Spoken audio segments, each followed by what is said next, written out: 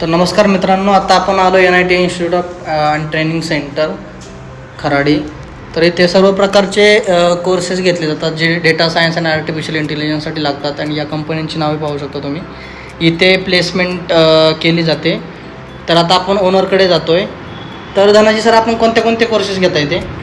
आपण data science, machine learning, artificial intelligence, deep learning, power BI, Java full stack, Python full stack, then AWS DevOps, Microsoft Azure, ठीक आहे.